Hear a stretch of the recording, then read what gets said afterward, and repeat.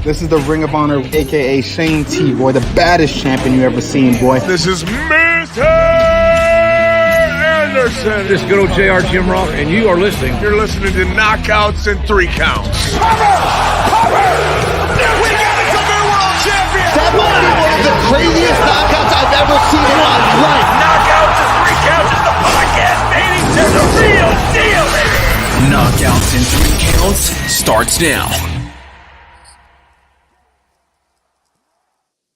What up, though? We are at it. This is another Thursday. I have survived, and I didn't go postal yet, but I got to go to work tomorrow, so let's see if that changes. But in the meantime, and in the in-between time, we are joined by a debut and a guy who we'll get into the story of the why of it. Has a lot to do with why this show exists. In the meantime, without any further ado, we've got the debut of Mr. Kevin Gill. What's going on, my man? As they say in the great city of Detroit, what up, though, to the entire wrestling world. It's an honor to be digitally transmitting via Detroit tonight to the whole world, and thanks for having me on. Hell yeah, man. We're looking forward to it. Everybody that's tuning in the stream, make sure you say what up, though, in the comments. But with all that, man, I mean, pretty soon you're going to be making your way to Detroit here come Circle 6 and what we got going down over here at Harpo's on the 18th, huh? Oh, man, February 18th, it's been a long time coming for Circle 6 to get back to Detroit and to come back with a lineup like what's been announced so far, and God only knows what is still coming. But just right off the bat, you know, Sami Callihan versus Matt Justice for the Circle 6 World Championship, just instant classic. You know, a guy like Sami Callihan, who's like unhinged and has nothing to lose, but is at the top of his game. And someone like Justice, who never gave a fuck about anything, but is also at the top of his game and on the top of our world. So I think that's going to be a banger. And I saw they just announced a match for Dale Patricks against who we just got to chat with Tuesday.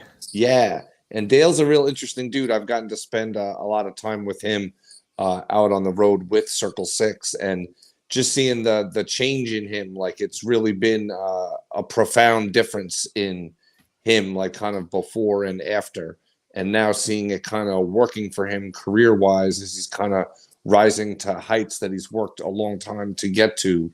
I love to see that, you know what I mean? So I'm glad for him, but I don't envy the people who have to fight him. I'm glad I just get to talk about it, you know?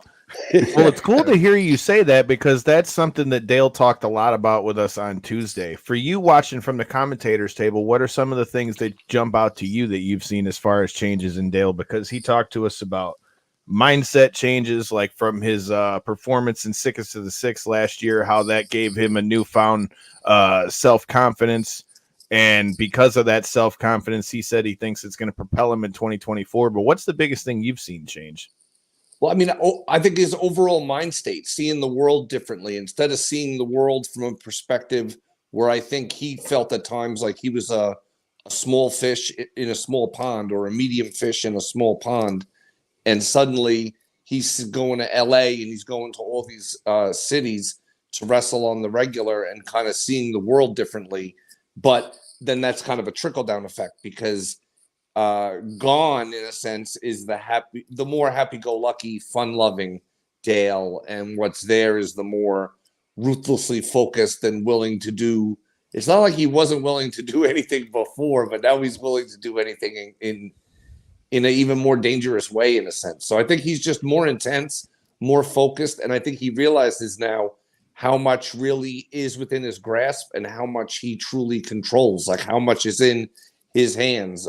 That's what's great about a company like Circle 6, is there is no glass ceiling of politics or whatever. And Dale Patricks is showing improvement, and Dale Patricks is moving up the card as a result of it. Like, and I love that. There's some places where it doesn't matter how good you are. If you being good or popular bothers someone or whatever, or it's a problem for someone or whatever, it's not your turn, then sometimes that can be it for you. So I'm glad that's not the case for him. You know, gained a lot of respect from the people that was listening to the show, man. Like the clips that we released talking about his story and having his gallbladder removed just mere hours before that dog collar match, dude. And I had respect to him. How can he not like a guy like that? And on the and I'm not like working you guys, like, so Dale shows up. I see him. I think I met him at the hotel that day, and then we rode to the show, a couple of us, and he's just Dale. He seems a little tired, but other than that, he's normal. And then, and he doesn't say much. And then someone smartens me up about this medical procedure that he just had. And it's like, holy fuck, you know what I mean? And then the guy goes out to the ring, and, just to fly in that condition can be challenging, never mind to compete and to wrestle at an extreme level. So yeah, I think anyone who's committed like that, you have to, it's all the respect boxes being ticked, you know what I mean? Yeah. It just shows you where it's at as a priority for him. And I think he got tired of seeing other people, from his scene get out there to the world and get more recognition and get more props. And he's sitting there like, I'm just as good or better than these people. And it's hard to argue that. So like, as to quote the great Raven, what about me? So now he's finding out with kind of a more self-centered focus for the good and the bad of it, but it's getting him results in the meantime. Dude, that was mind-blowing for me to listen to, because once again, that's one thing I love about having this platform is we get to talk about a lot of the things that, obviously there's the wrestling questions, and in our case, there's combat sports questions. But like, I like getting into the stuff that most people don't usually get into. And anybody that's been following our show for any length of time, they also know that I too have Crohn's disease. I had the same surgery that Dale did. And ironically, I also had it in a similar circumstances Dale did, because I was training to get ready for a jiu-jitsu tournament and told my coach, hey, we're in the middle of weight cuts, mind you. And I'm like, hey, bro, I don't know what's wrong, but it feels like somebody's stabbing me from the inside out, and my stomach feels like it's on fire. His words, Don't be a puss, get back on the mat. And 2 days later, they ended up taking out my appendix and 6 inches of my small bowel. So to hear that is just crazy. And, it's something that we've gotten to talk about on the show, because Big Swole, shout out to Big Swole. I just saw her in Tampa Rumble weekend. Shout out to Mega Ran and the Battle Rumble. That shit was dope. If you missed it, you missed out. But we talked about that with her, because that's how Swole and I originally linked up back in the Evolve shows and stuff like that, because we both found out that we had Crohn's. So it's crazy to hear those stories from guys like Dale, but I cannot say shit about having that and then 2 days later going and getting a dog collar match. So this guy's got me beat by tenfold, but knowing just the pain I was in, I don't understand how the fuck not only do you do that, but do that and then live to tell the tale. Like, my God. Yeah, it is crazy but it shows you what the human spirit can endure, because it's the kind of thing like, say you just had some job you didn't care about and you were stricken physically in some way, maybe similar to what you or Dale had to endure as far as a surgery. There's no way in the fucking world you're going to work again, like anytime soon. And you're going to take the absolute maximum of time allowed, if not more, before you go back. But wrestling is like that, you know what I mean? But somehow what you get really in tune, the wrestlers do, I feel like, with their body in terms of knowing exactly what they can and can't do and what they're able to do and how they can work with it and around it for maximum results. And if you just watched his matches that night, I don't think anyone would say like, that guy. Yeah, he was like whatever, 36 hours ago or 29 hours ago, he was in an emergency room. I can tell you, I sure as hell wasn't thinking about doing no dog collar match after that shit happened to me. So all the respect in the world to Dale Patrick's with that. I know, like I said, Big Swole saw that clip and told me personally, she's like, dude, that guy's story is just like ours. That's so dope. Like, so like, shout out to Dale. Can't wait to see what he gets down to. But what are your thoughts on his match, since we're talking about Dale Patrick's? I mean, we broke it here on Knockouts and 3 Counts Tuesday night that he's going to be going to war with Hardway Heater in a no ring, no rules death match. I mean, we just saw Hardway Heater fight at a skate park here for our guys at Ruthless Pro Wrestling. So I don't know what the hell we're about to see, but this just has got a war written all over it, in my opinion. I'm sure depending on if you're in the right or wrong place at the right or wrong time, you might see Hardway Heater fighting in the bus station. You might see him fighting at the movie theater at the Aunt Anne's pretzel kiosk or whatever. But yeah, Hardway Heater is someone who's impressed me in my in the matches of his I've got to call and witness. So normally I would be pretty high on Hardway Heater coming into a match like this. But again, just seeing where Dale's at and what he's been doing to people, to me, I feel, you know what I mean? It's like I want Hardway Heater to do well and succeed, and I'm sure he's going to show out. But Dale, to me right now, is that mountain to climb, you know? But everyone's going to find out at the world famous Harpo's, you know? Hey, man, we're going to get down. It's going to be Detroit Rock City. Baby. Somebody might leave bleeding out in this joint, but might. You know, just a little bit. You know, anyone who was here. Bloody and drunk. That's what we usually say. Bloody and drunk. I mean, I usually leave drunk, but. He said I usually leave drunk. Actually, the night that the Briscoes came off the scaffold at, was it GCW? That was nuts. I guess we were almost bleeding that night, but. Well, we weren't the dumbasses that were standing under the scaffold, bro. Like, I still don't understand what old boy was doing. Like, I remember us standing there and just being like, dude, like, if when they come down, you're going to get fucked up.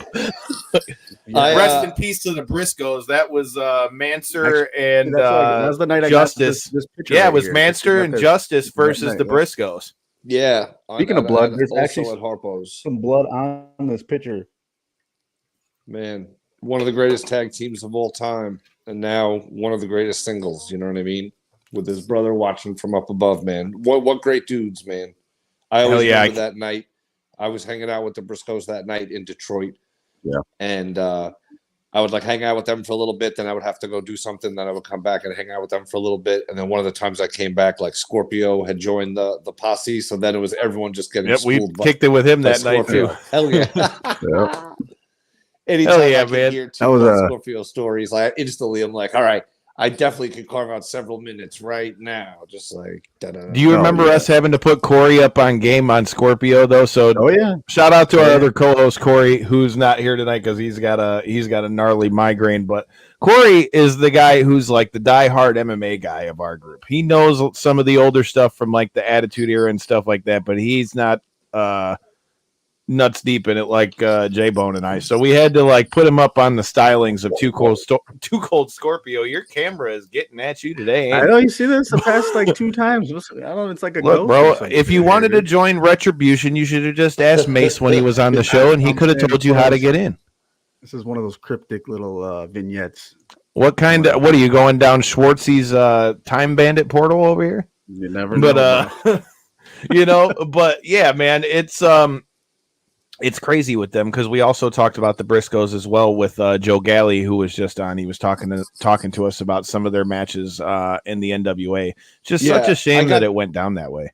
I got to be around the Briscoes. One of the first big wrestling conventions I went to was Wrestle Reunion out in LA, like way back in the day when like Rob Van Dam wrestled for Pro Wrestling Guerrilla and shit like that.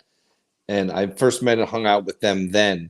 But then since then, like a bunch of times with Ring of Honor in Japan, I went to karaoke with Mark and Jay Briscoe and Luke Gallows and a couple and my girl and a couple other people. Like those guys were characters and are characters, always will be characters in every sense of the word. But yeah, I feel fortunate. I was just the last time I was in LA, we were driving past somewhere, and I remember like, oh man, that was like the hamburger or whatever it was, like I can't remember, not a Roy Rogers, but whatever. And I was like, oh, that's the spot where me and Too Tough Tony first ran into the Briscoe. I mean, Tony already knew the Briscoes. He introduced me to them, but so many memories. I'm sorry, I'm digressing. No, you're all good, bro. That's totally cool. That's what we do around here, man. We try to keep this conversation kicking it with the homies, all that kind of stuff. We got a couple questions for you in the comments. Donald wants to know, what do you think has made Circle 6 explode in the last year? Well, Donald, I think it's a combination of things. Like Circle 6 has worked hard, I think, to try to build like a strong foundation on which they can kind of grow on. And the fans, I think, and it's not like fans had to get it, hear of it, get it, love it, and support it all within like a 1-month period. It was kind of like a gestation period. So I think over time, it had time to kind of grow in its own ecosystem and then just start trying to, or not start trying to, but rather than just start kind of turning up the volume, you know what I mean? Like a DJ on the crossfader, just turning it up and increasing like the production value of the shows, increasing just the magnitude and the emphasis. And then with the development of Seven and the development of Barroom Blitz and all of it, I think just kind of, it's ticking a bunch of boxes and it's going to a bunch of places. And it's great that fans like Donald and others that are supporting, because without the fan support, that's not just bullshit or stuff people say. Like, without the fan support, none of this shit is fucking possible. So the fact that certain fans see it as that we've exploded and that we're having a good year and that we've had a good year and we're doing all these great things, that to us is just more fuel, just to deliver more and to try to, I mean, there's a lot of reasons behind it, but you know what I mean? Just this kind of core mantra of Circle 6 and the people behind it and why it all exists and how it came together and what it means. It's like a powerful thing. So I hope that people can see and feel that authenticity and feel that, like, that love of the game that comes through, because that to me is what it really is. It's not like some contrived bullshit, or as I always like to say, it's no weirdo shit. You know what I mean?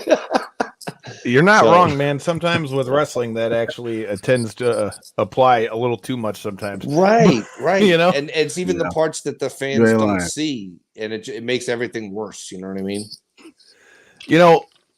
Obviously, all of us that are watching this, most of us are either wrestling fans or, again, in our case, we could have some of our combat sports audience tuning in. But with that being said, one thing I wanted to get into with you, obviously with you doing commentary and all that stuff, it ain't like you're new to the game of pro wrestling. So tell me, what was it that got you hooked into it, and how does that transition into you actually getting into wrestling?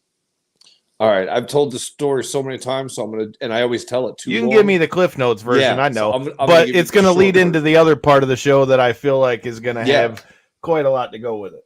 So I have like a double hook in, because I started really young. So when I was really young, I first saw like early WWF stuff, and I heard these older kids on the school bus talking about there was going to be a tag team title match on television, and this shit is like unheard of in those days, because there would only be squash matches. So I'm like, a tag team title match? Like, what? That's like scheduling the Super Bowl or something. I'm like, holy fuck. So that's sad. I used to watch wrestling here and there, but that Saturday I was like, I'm gonna go out of my way to see it. And it was Rocky Johnson and Tony Atlas versus the Wild Samoans with Captain Lou Albano. And it was a title switch, and there was a chair broken over someone's head, and it was fucking amazing. So that right there got me hooked when I was real little, and I had a little run until with being a super fan until I got into music and stuff. And I was always into video games. But then when I was into music, and I started a record label and was doing some different things, I started hearing this buzz. I always loved the spirit of wrestling, but I didn't watch contemporary wrestling anymore, and hadn't for years. But ECW brought me back. ECW in 1996, and then I also got an advanced copy of a tape called Stranglemania. Yes, sir. And both of those, basically, that's what brought me back. But as soon as I then got brought back, I started doing some interviews with wrestlers for a music magazine. So I interviewed Freddie Blassie, Too Cold Scorpio, Bill Alfonso, Terry Funk. How could I forget Terry Funk? Rest in peace. And some others. So I was, doing just things like that or whatever. And then I got a job in the video game industry, and then that led to making it almost led to the ECW video game, but it did lead to the Backyard Wrestling video games, which then led to me. Well, I don't want to get too far ahead of myself, but there you go. That's so far pretty far. That's just the surface that he fucking. That's just breaking the surface. I feel it. Well, obviously, like I said, our show, the reason why this one was a good one for me is I first heard about you from your time with GCW and through your podcast. So, sure. Talk to me a little bit about that. How did you find your way into wrestling with GCW? And I know that probably wasn't the first place, but I'm just saying that's where I first, sure, saw you. And talk to me a little bit about the Kevin Gill Show, and particularly the episode where you were talking to us about you doing Wrestle Kingdom all by yourself, because it has now sparked what these people are watching. Right. With GCW, it was easy. Like, I was booking Juggalo Championship Wrestling at the time. So I was always keeping my eyes on the indies to see who's who and what's what. And a few times I had seen clips of Joey Janela, a very young Joey Janela, that I was like, oh, wow, this kid's got something. You know what I mean? Like, he's got this extra something. So I immediately liked Joey. And then I think it was called Jersey Championship Wrestling at that time that he was in. So I had actually booked Joey to wrestle at the Gathering of the Juggalos. But then he did what's now famous, the famous roof spot with Zandig, where him and Zandig were thrown off the roof of that building. And Joey broke his wrist and other things, so that he couldn't wrestle at the Gathering that year. So then the following year, I booked him at the Gathering. And I think it was that following year, or maybe in between the 2 years, they announced the first ever Joey Janela Spring Break. And as soon as I heard the concept of it, like a midnight show on the day that, you know what I mean, everyone's there, but no one has anything to do, and blah, blah, blah. I was like, oh, this is a really great idea. I'd love to be a part of this. So I just hit up, like, literally I was up late, and I think it was PW Insider. I just like clicked on it, and it was like just posted, like, you know, Game Changer Wrestling announces this. And I was like, oh, wow. So I hit up Joey, and he's like, oh, you know, sure, hit up this guy named Brett. I'm sure you can do commentary. So I hit up Brett, and I think Brett was kind of surprised because they had just announced the show and it was like months away. So he said, oh, we're going to have like different people on commentary throughout the night, but yeah, you can definitely be on commentary, and you're the first person confirmed. So you can pick whatever match you want or whatever. And that was the start of it. But then it was a lot of just coming back and doing more. Like it started with like guest appearances, just doing a guest shot, doing a match, doing 2 matches. But then after a while, I feel like, I guess my big break with GCW came in LA, the night of the famous Nick Gage versus David Arquette match. And prior to that, I had been doing, like, I might do commentary on a match or 2 matches, or maybe 3 for GCW. So I'm at this show all afternoon or all day in LA, and I'm just curious, like, I wonder what matches I'm doing, which is one of those things when people are like, oh, like, how come you didn't have the history of this person's family lineage, and also know that in their hometown, there's a sub-dialect that is used to pronounce their name this certain way. Because sometimes I didn't know what matches I was doing until, like in a case like this. So, sorry, I'm trying to think of his name in advance because I always fuck up his name in these stories. Who's Vaqueros Fantasma, right? What is that, the name of that faction in WWE? Legado del Fantasma. And who are the people in it again? Escobar. Well, it's Fantasma. El Hijo del Fantasma. Yeah. Okay. Yep. Oh, Joaquin Wild. Wild. Sorry, Joaquin. Yep. Phoenix. He used to be Zima Ion. Yeah. Zima Ion. I know. So basically, I'm standing there waiting to like be told what matches I'm doing. And, it's like 2:00, it's 4:00, it's 7:00, it's 7:45. And I'm just visible, you know what I mean? Just near the gorilla position, pen and paper, just like, oh, I wonder what matches I'm doing. So I look at the lineup, and the first match is Zima Ion versus the Great Sasuke, who's one of my all-time favorite wrestlers. And that's the first match on the card. So the homie comes to Gorilla, and he goes to Brett, and it's like, he said to Brett, hey, can KG call my match? Because me and him were talking about wrestling earlier. And Brett's like, do you want him to? Which is one of those things as like an asshole move where it's like, one, I'm already here to do commentary. 2, he did just approach you and ask you. There's no so need clearly for he wants you to. Yeah. But So yeah, he was like, yeah. So then I got to call that match, and then Brett was like, oh, just don't worry, someone will come out and get you after the first match, and then you'll come out again later. So I go out and I set this whole thing up like I'm just one of like a myriad of faces, and we'll all be pivoting and whirling and spinning through the commentary table throughout the evening, and then no one ever came out. So I just called the entire show by myself, which I thought was I was proud. I had done it before, but it was still I had never done it like on a live pay-per-view. You know what I mean? So I thought, and you said to call it one of your favorites too. Yeah, and like I didn't know what matches I was doing, and then once I went out, I thought I was doing one match, and then each match I thought was the last match. So it was kind of interesting. Wait, why didn't nobody else come out? I don't know. Nobody ever told you like. Sean from the hot tub joined me on one match, but that's it. There was never no rotation. Do you know what I mean?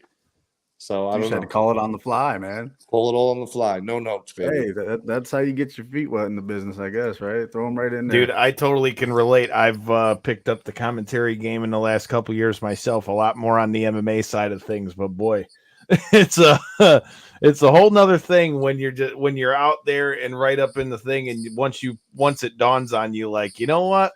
Oh, I'm the one that's got to be like the voice for all this shit. Right. J-Bone just got to have his first run with us on Spectation Sports. We just called Lights Out Championship on pay-per-view last week.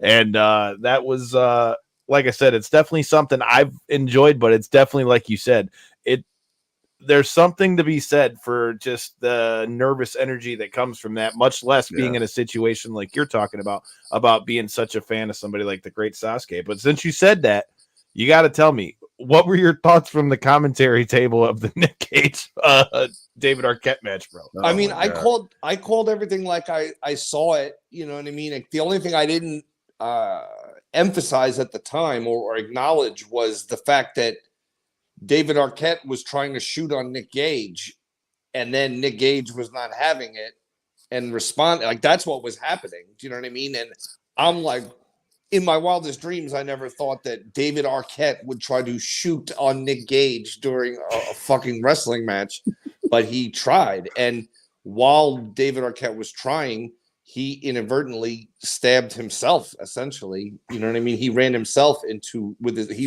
neck first into a light tube, which is what gave him that stab wound, trying to do a shoot wrestling move.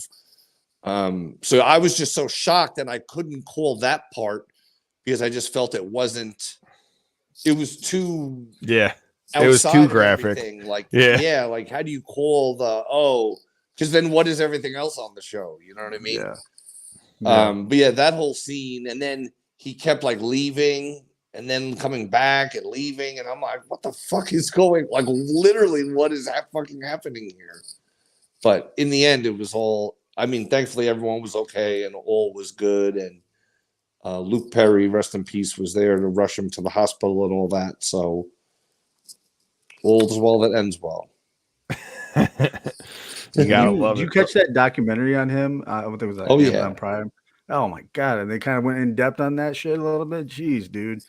What? Yeah, I don't know what he was thinking, to be honest. But what the fuck? Yeah, I mean, I guess the thing is, obviously he loves wrestling, and anybody who loves wrestling and creates content and creates films and shit about wrestling, it's like much respect to them. The narrative. You should have brought Jimmy King.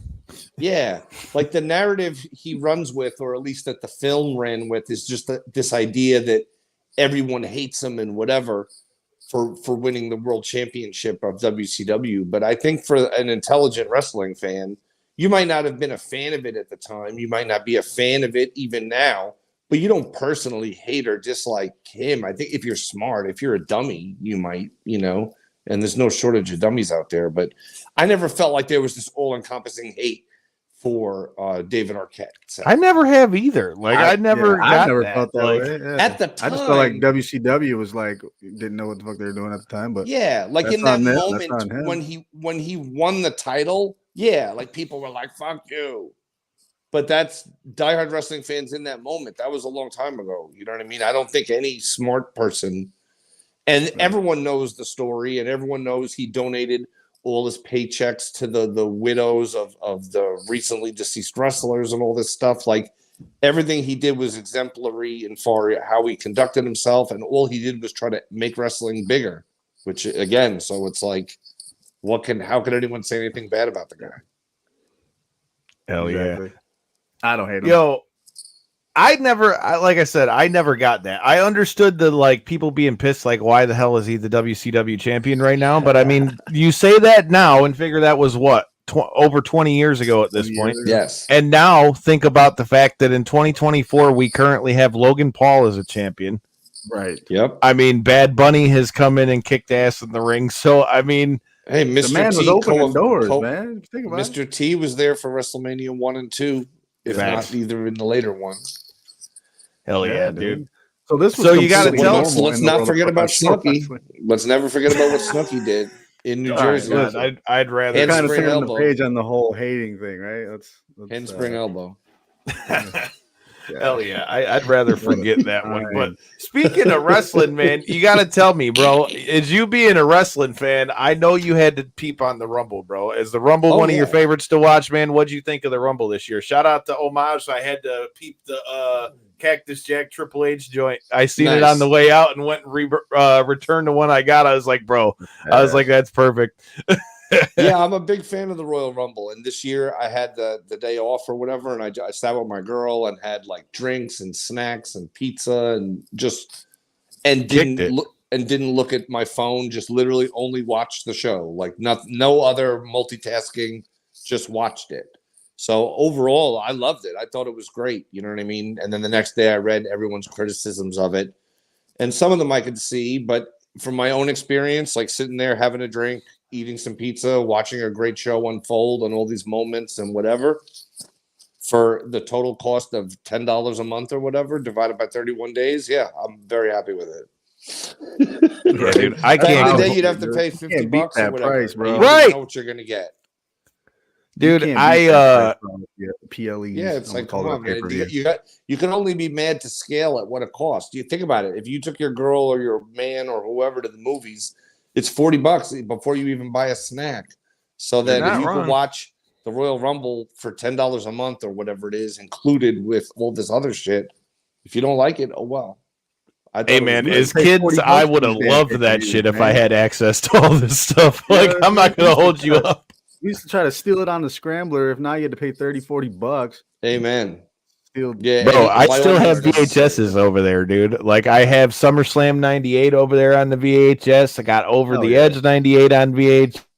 In fact, shout out to Detroit's own Rhino. I still have the copy of WrestleMania 18 he gave me from when I was 11 that I just had him sign at a GCW show a few weeks ago. Yeah, him and my pops used to live together, so that's one of those. I was like, I can't get rid of that one. Rhino's what a great hell guy. yeah, can't argue that at all, dude. One of the Detroit gems that I feel like people forget about a lot of the time. But speaking of Detroit, you know, Donald's got another one up for you in the comments. He wants to know, Detroit's known for hardcore wrestling and deathmatch wrestling. What are your thoughts on the Detroit scene, and is Detroit somewhere where Circle 6 could make a regular stop? I think what Detroit has going on is great. Detroit's always had great stuff going on. In hardcore music and hardcore wrestling, hardcore underground rap and stuff. You know, Detroit's, I think, a perfect place for Circle 6.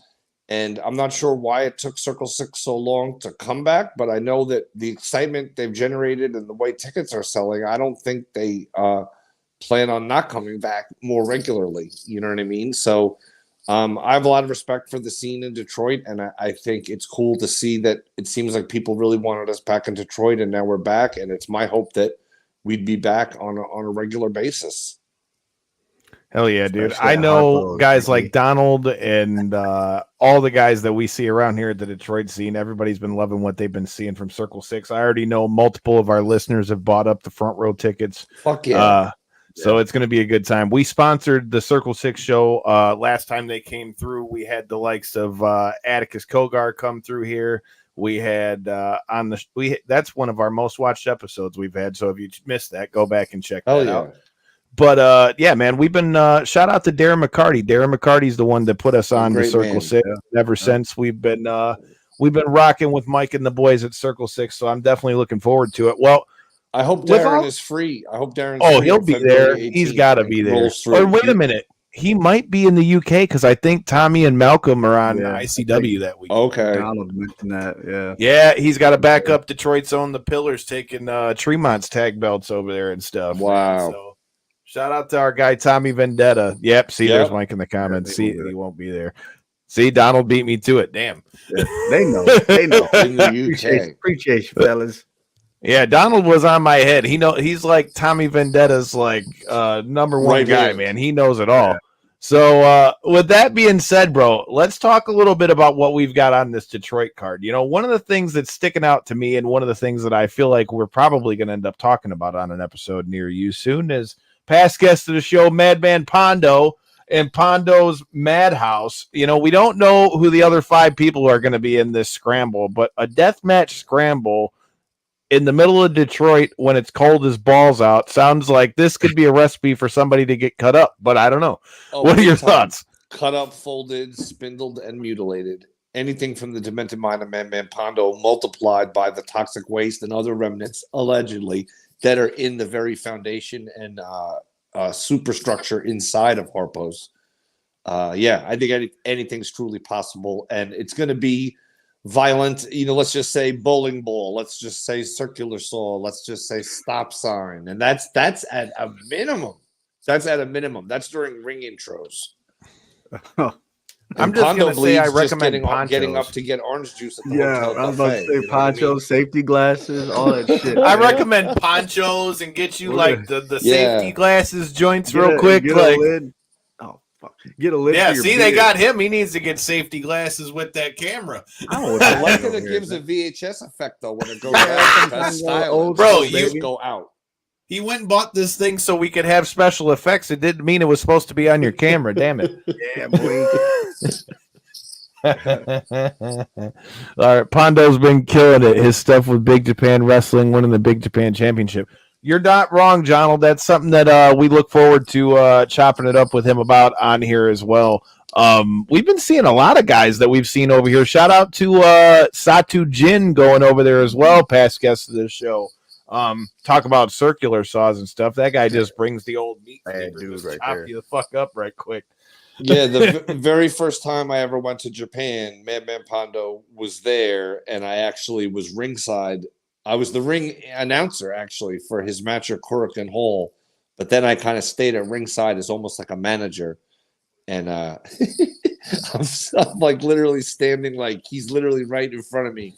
And Supreme, rest in peace, I guess body slams Pondo or whatever. So Pondo's just laid down, and Supreme picks up a folding chair and just fucking hits him like to where I'm standing. It looks like he just basically hit him so hard right in the face with the legs of the chair that it drew blood. So he does it. Supreme does this and goes off, you know. And then I look down at Pondo, and there's just blood. His eyebrow is completely split, and there's just blood rushing down his face. And before I can say anything, Pondo just says out loud to me, "Hard way like a motherfucker." And he just gets up and goes back to the match or whatever. But I was just like, he's proud of it. I think it was one of those things like the length of the Japanese, something with the Japanese chair versus the American chair, where you could almost do a spot where, you know what I'm saying, you could hit somebody. Yeah. I don't know, but it literally was, if you were gonna try as hard as you could to just stab someone in the face with a chair leg, that's what actually ended up happening, and I witnessed it from like 6 inches away. But anyway. Sorry. See, you're cracking people up in the comments out here. You've probably seen a shit ton of deathmatch stuff, man. And we asked this question a lot on the show. But like, what's the most memorable deathmatch, let's say, moment that you can come up with right now? Oh man, if I had to come up with one right off the top of my head, Matthew Justice versus Masato Tanaka in Los Angeles, California for the Circle 6 championship. Like, Masato Tanaka defies all medical science. He defines everything we know about the brain.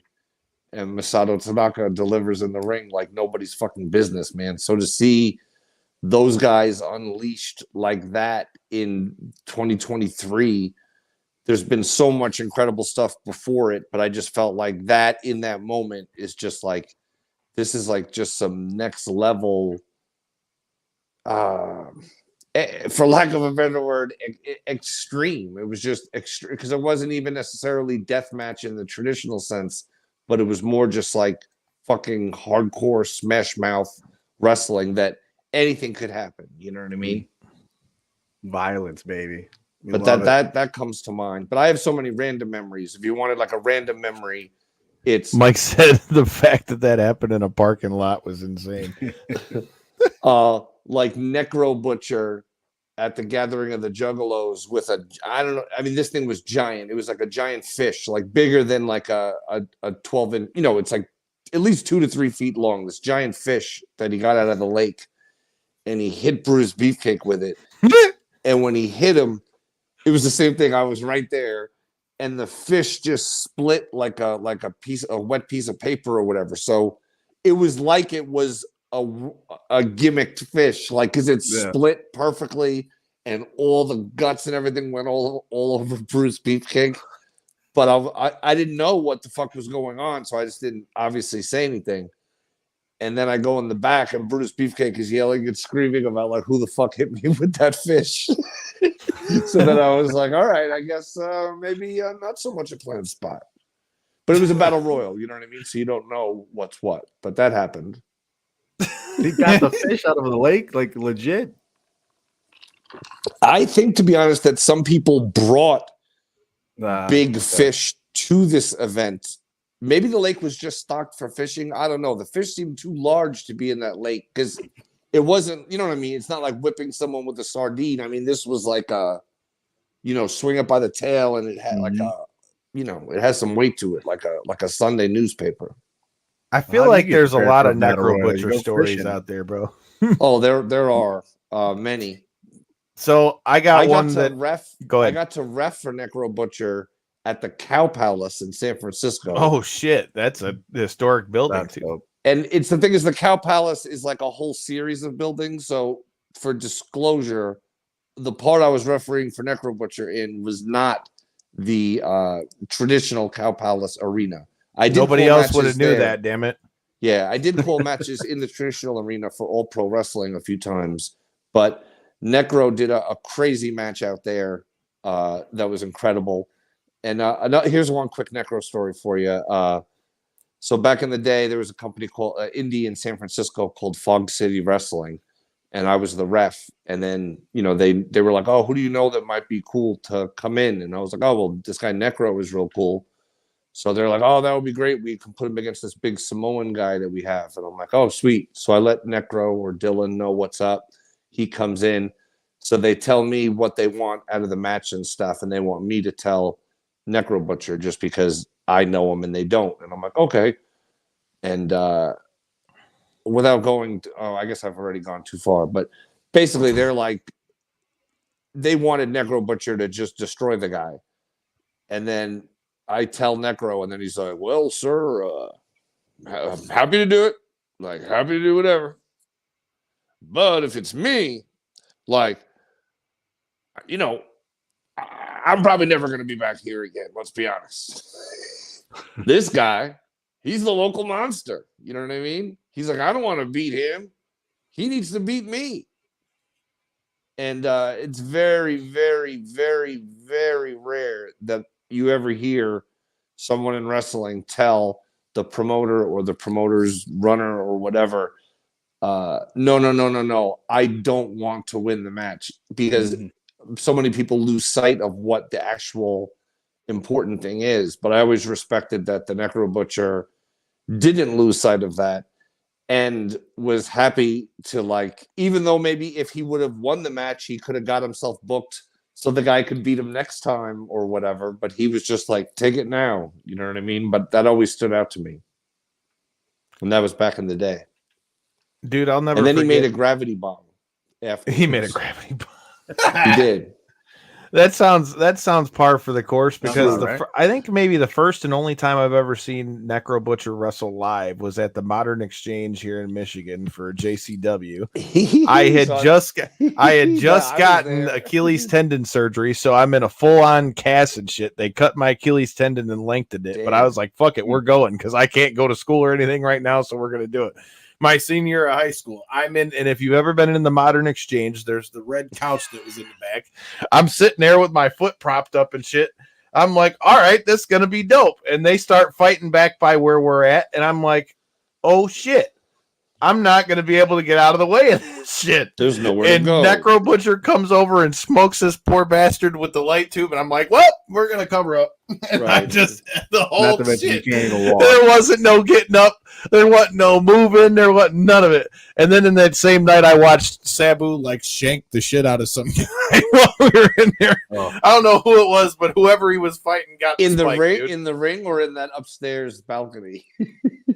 This one was in the ring, but I wouldn't be shocked if there was more of those. And I also learned about who you mentioned earlier in Too Tough Tony and the Weed Man that night. So. Did you ever see Scott Hall? Rest in peace. There, He was there at that show.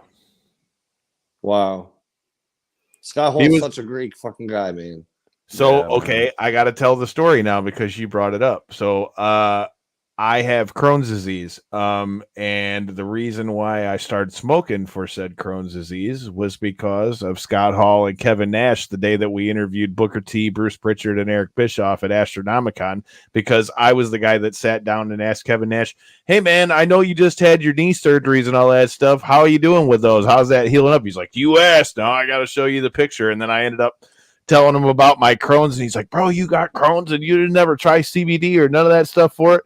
And then fast forward to this past year in LA, which shout out to Mega Ran. I just saw you in the stream here a minute ago.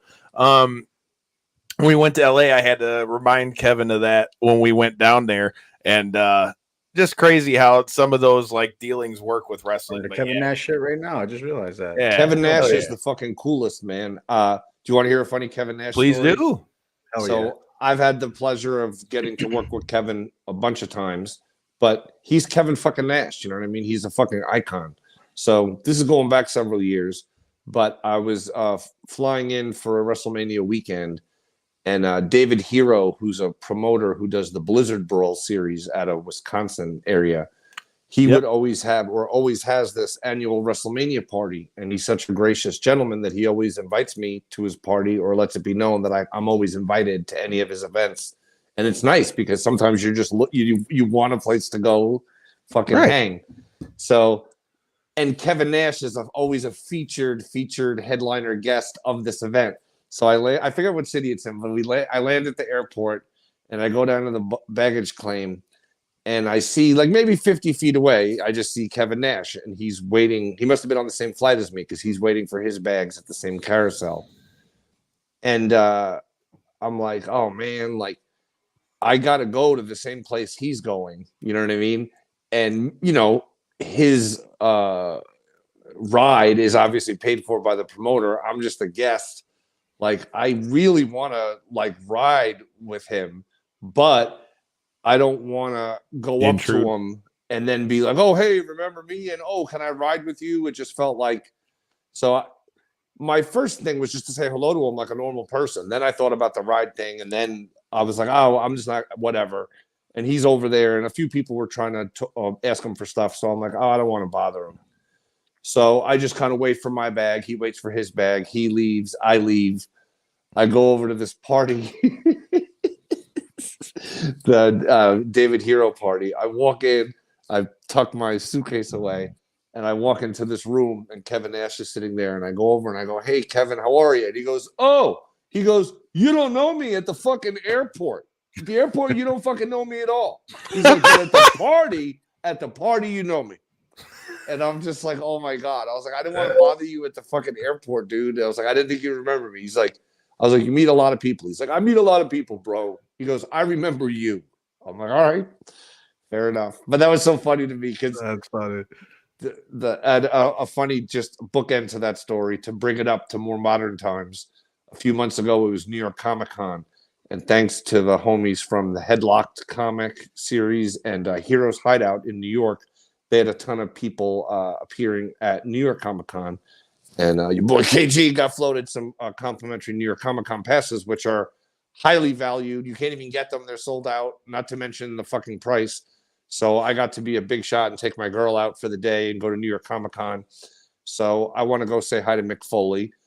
And there's a line of people waiting to meet Mick Foley. So discreetly behind Mick Foley, so he can't even see me, I'm just chilling in the booth with Michael Kingston and my girl, waiting until the moment where there's no one at the moment waiting for Mick Foley. And then I will go over and say, Mick, how are you, sir? So we're just standing there talking for like 10 minutes. And all of a sudden, you just hear this yelling, and it's Mick Foley. And I wish this was on tape because it's the funniest fucking thing to me as a fan. And he just goes, Kevin Gill, are you faming me, brother? And he just yelled it so loud and like with such, not disdain, but like he was so hurt and enraged by this prospect.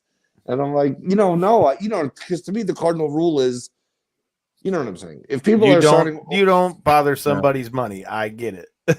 Yeah. And there's other situations where you don't bother them either. But yes, I try to never bother them in any of those situations. But anyway, those are my funny stories. That's what's up. Oh, you don't know me at the airport. Like, oh shit, big sexy. That's like, great. Sweet. Yeah, you ain't kidding, dude. Like I said, we're big fans of his. That's definitely somebody I've got to bring on the show. So at some point. Lesson learned: I should have just said hello at the airport, and then I could have just fucking probably. Then you'd have had a ride. You'd have been. If anything, you probably would have let you blow these fucking. You probably would have been saving them from these strangers that are. Correct. I could have been the insulator, the buffer. Exactly. Now you know. Now you know. Hell yeah, man. Well, with that said, dude, I wanted to one of the stories I wanted to hear you tell on this one is, like I said, you talked a little bit about Japan. Talk to me about what went through you going to that Wrestle Kingdom all on your own, because like I said, that was the kind of thing that really, like I said, started this off for us. And for me, going to WrestleMania like that ended up being such a great trip just in that, like I said, going by yourself. It's one thing when you go with a bunch of people, but to go to a city that you ain't been to and go to all this stuff and get yourself around here and there and the other with nobody around, it makes it a whole nother experience. At this point, I've traveled to how many of them, but like I said, doing that to Japan and Wrestle Kingdom would be a whole nother fucking animal. Sure. Now, well, just to clarify, so with Wrestle Kingdom, I went to Wrestle Kingdom to rephrase it, when I went to Wrestle Kingdom, I went with my girl, and then our friends were there also. Some of them were wrestling on the show.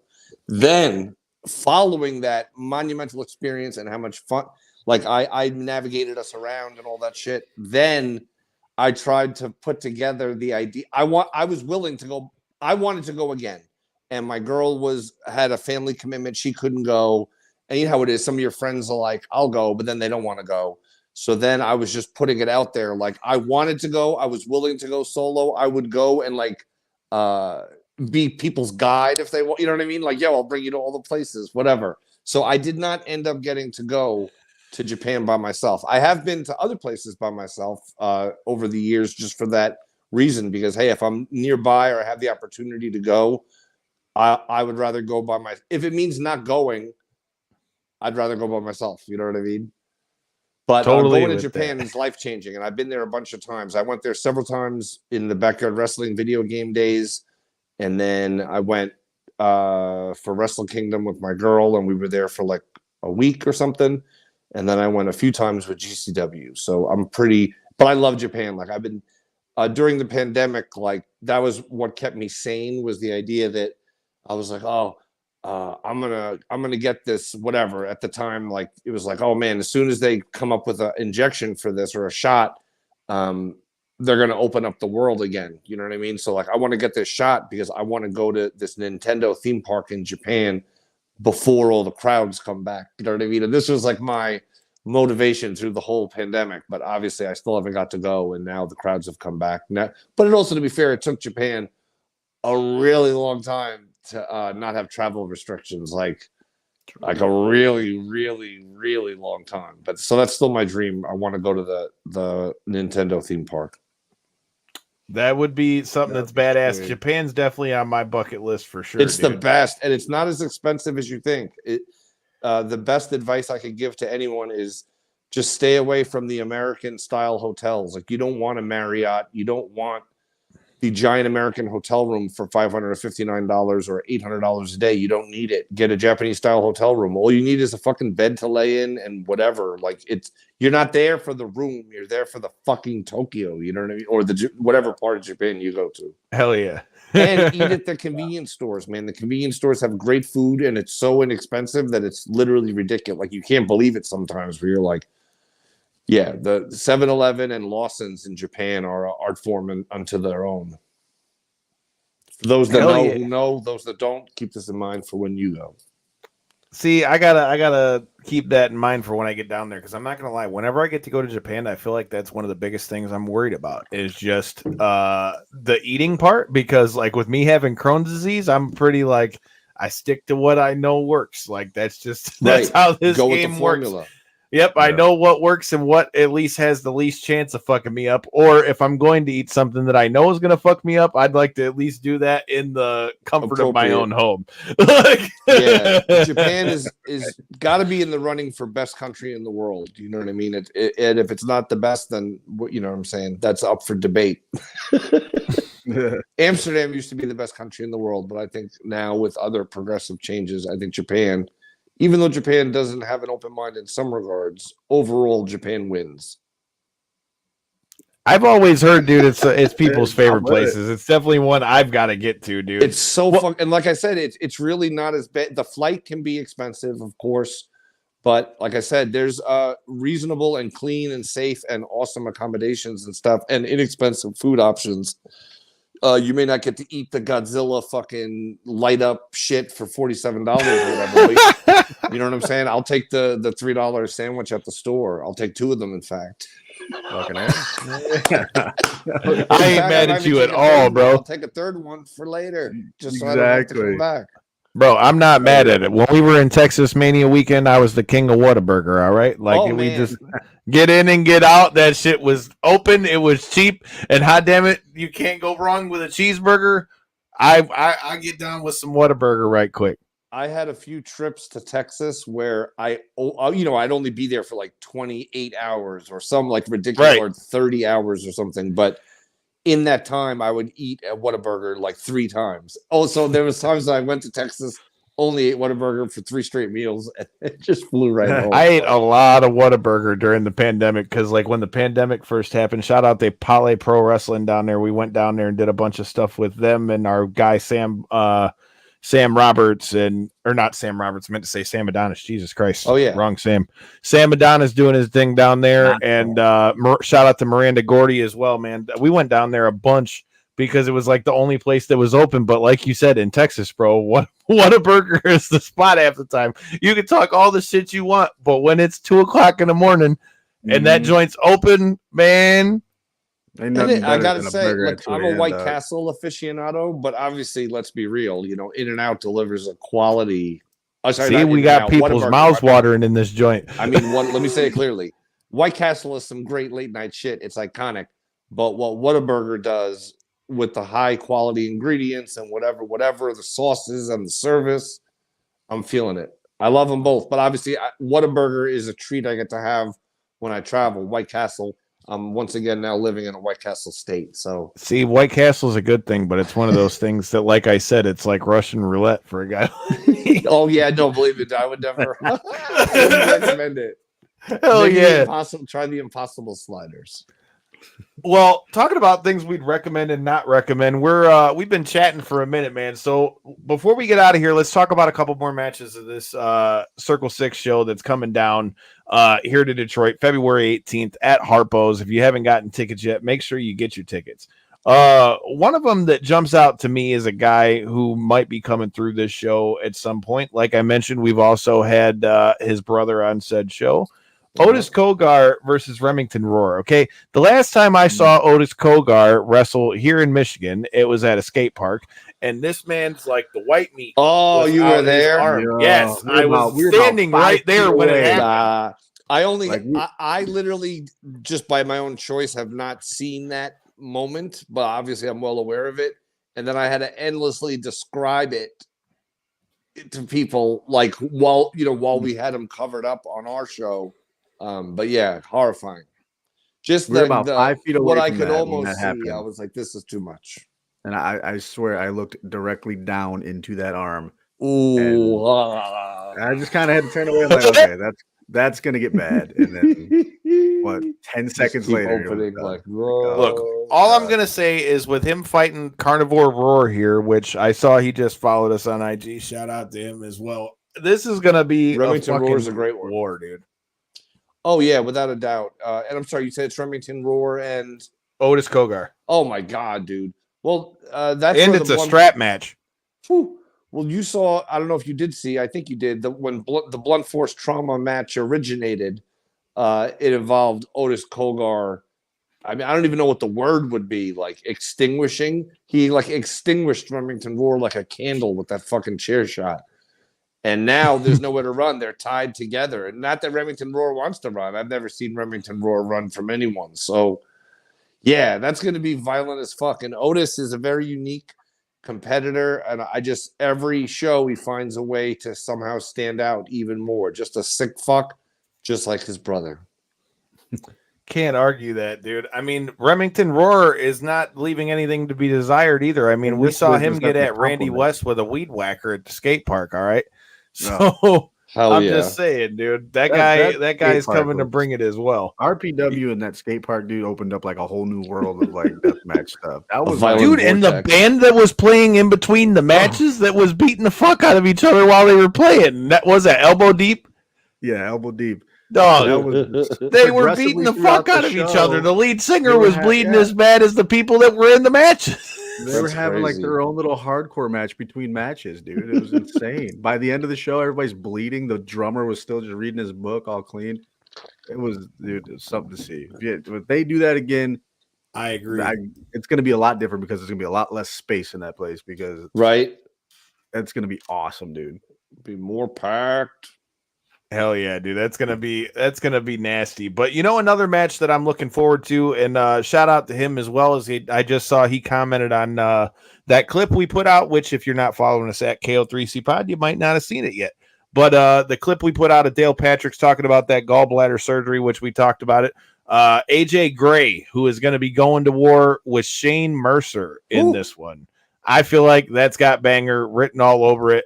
I mean, the shit that I've seen Shane Mercer pull out is like completely unhuman for being that big and for him to be that athletic. So him and AJ Gray going at it is going to be a banger. But what are your thoughts on this one? Well, AJ Gray's just been on a roll. You know what I mean? Like the 2024 version of AJ Gray is like the leanest, meanest, toughest, most fightingest, most not giving a fuckest version of AJ there's ever been. But take nothing away from his opponent. You know what I mean? There's no shorts on that side of the fence either. So, I mean, who's your pick? It's so hard to say. Like AJ's like indestructible in a sense, but man, flip a coin on that one. Anyone that watches the show knows that I'm a big momentum guy. I preach about this all the time. I'm a big momentum guy. I don't know what it is. I just feel like when people are on a roll, it does the foundation of wrestling. See, there you go.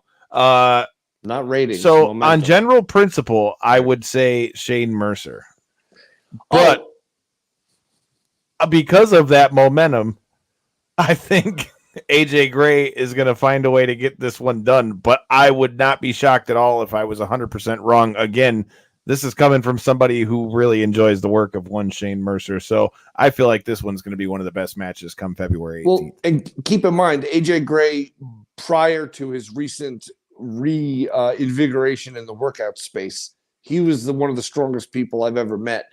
Now that AJ is vigorously and rigorously working out constantly, his strength is at another level. But Shane fucking Mercer, that guy is a juggernaut and always has been, and has been consistently dedicated to that fitness and that strength training. So AJ is used to dominate, his power. There's a lot of finesse, there's a lot of speed, but it's his power, I think, of AJ that really puts his opponents down for the count. So it's very rare, if ever, that AJ's in the ring with someone as strong as he is. But in February, at Harpo's. We're about to find the fuck out. I like it. I mean, I just had this thought come to my head, but Shane Mercer is like Bobby Mercer on steroids for anybody from Detroit. I'm just saying.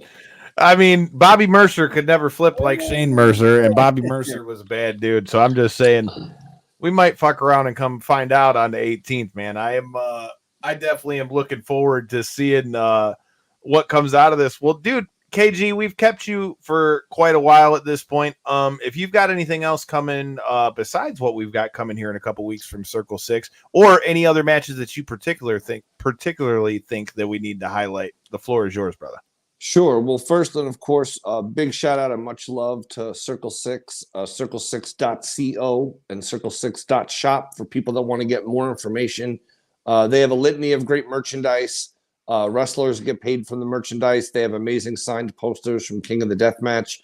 Supporting Circle 6 supports all of us, the announcers, the wrestlers, etc. Follow me on all social media, please. I'm highly interactive. At OG Kevin Gill, essentially, on all platforms.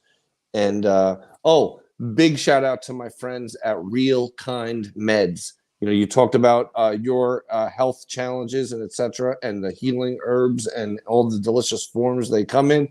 Real Kind Meds can help people out no matter where they live. You live in a place like Detroit. Some people, they live in places they'd rather get it delivered to them. Real Kind Meds. I'd like to say that. And then earlier we talked about, you mentioned it, and I didn't give you any answer about it, the Kevin Gill Show podcast. So just as a note to anyone who stuck around to the end, for several years, the Kevin Gill Show was a award-winning in-person audio interview series. Every episode, like well over 150, all recorded in person. So it's like, it sounds like an audio book. Do you know what I mean? Like the quality of the voices and the sound and whatever. And it's like 85% wrestling interviews, but intermixed with those wrestling interviews, you get Agnostic Front, you get Sick of It All, Agnostic Front interviews, Sick of It All, Biohazard, Municipal Waste, you know what I'm saying? I could go on. And wrestling-wise, so many great, everyone from Luke Gallows to Greg the Hammer Valentine to comedian Ron Funches to Mega Ran. Sometimes people I'm watching on TV and I'm like, wow, everyone in this match was on my podcast. You know what I mean? But all those it's a pretty fucked up feeling, ain't it? Yeah. All those episodes live on. If you just Google Kevin Gill Show, there's a zillion episodes, and some of them are like, I can't even believe that they exist. And the Luke Gallows ones are amazing. The ones with MVP. We did a multi-part series with MVP. We did a multi-part series with Sean Waltman. And a multi-part series means I sat down with Sean Waltman for like 6.5 hours straight talking and then split it into 3 episodes. You know what I'm saying? Nice. But they're all out there, and it was a lot of fun. And if anyone out there has a big platform and has like editing and other resources available, I am a seasoned interviewer seeking a platform. But it's got to be a big platform because I can't eat on props. That's the truth. Winning those awards was great, but you know what I'm saying? It didn't do anything in regards to my Wi-Fi bill. Ain't that the truth? See, that part.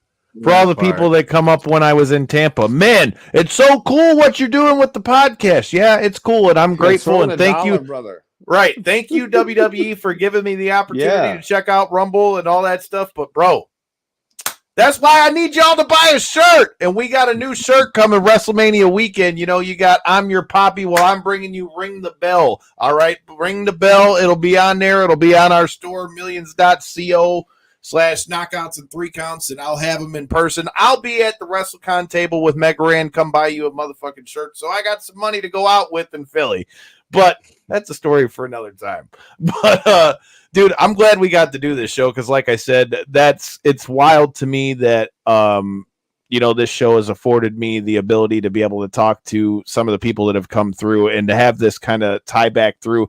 I remember the first time you and I met in person was actually with Mega Ran when I went with him to LA right at the beginning of pandemic. We didn't even know each other like that, like personally like that. So that was a wild ride in of itself. I saw him at G1 Supercard, and then we met at the same day that I interviewed DDP and all them at StarCast. And then he just goes, hey, man, you want to come out to LA to this GCW show? And lo and behold, now we've been to like 5-6 different WrestleManias. So once again, shout out to Mega Ran. Shout out to him for the Battle Rumble. Shout out to Leo Rush and Max Caster and AJ Francis and everybody that was through with us that weekend and Big Swole. I've called matches for Leo Rush and AJ Francis.